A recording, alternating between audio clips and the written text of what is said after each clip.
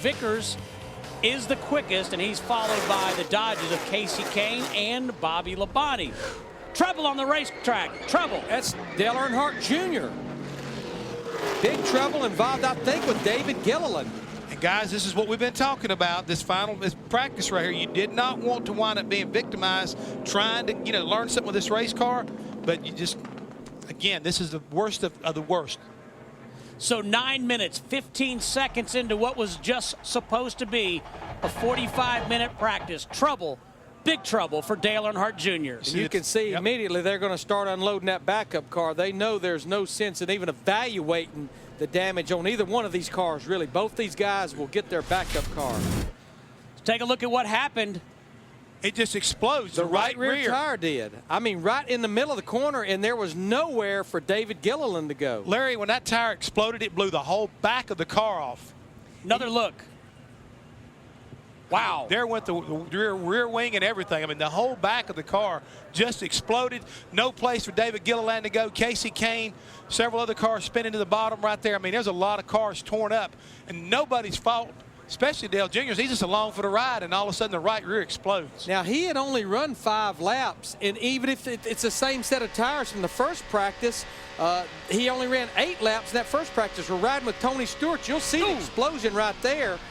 And, boy, Tony just got through. In fact, they're probably going to have a little bit of splitter damage where he had to drive down off the apron through the grass. I'd say, and also damage, I think Jeff mentioned, on the 9 car. Yeah, Kasey Kahne got a piece, I think, and maybe Tony's right here in the back of him. Yep. He hit him and knocked him up in there. But Tony's got some minor damage to his car. See Hamlin to the bottom, Bobby Labonte to the bottom. Larry, I have seen a lot of tires explode in my lifetime. That has to be one of the most unbelievable situations I've ever seen. I mean, blew the back of the car off. All the way off. Look at the damage on Kasey Kahne in the 9. Also being told that David Rudiman suffered some damage to the 44, his Toyota. And guys, this is the kind of damage, they might be able to fix that race car for someplace else besides Talladega, but with that kind of damage, more than likely they'll have to go to a backup car also. There's the culprit. I mean, you can clearly see that the right rear has just, come a knot. Dale Earnhardt Jr. has gotten out of his race car, as has David Gilliland. They are okay, but the same cannot be said for their damaged race cars. And I know Dale Earnhardt Jr., even with the 8 laps that he got to run in that first practice before he had the engine issues, was very, very happy with the way that car was driving and the way that car was running. I must pose the question, do you boys have any idea, any speculation as to how a right rear would fail like that? And not that many laps on it either. Well, let's hang on here a second. We're saying fail. They could have maybe run over something and cut it and did that. We don't want to jump on somebody right quick, but you can clearly see, that tire, it exploded.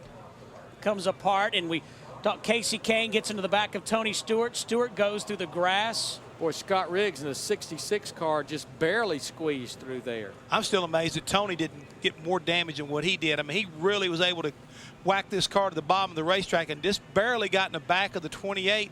Got a little bit of damage from the 9 car when he hit him, but I believe they probably will be able to fix that 20 car. Yeah, I think the one that's borderline would be that 9 car, Jeff, because there's no way you're going to get back out there with any of these race cars like the 9 or the 44 cars. So the determination factor will be, do we go back up? On board with Dale Earnhardt Jr.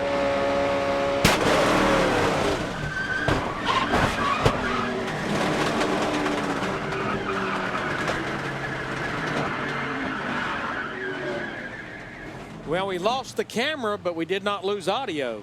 Wow. Guys, I can tell you right now, that scared me, and I'm sitting up here in the booth and knew what was getting ready to happen. I'm telling you.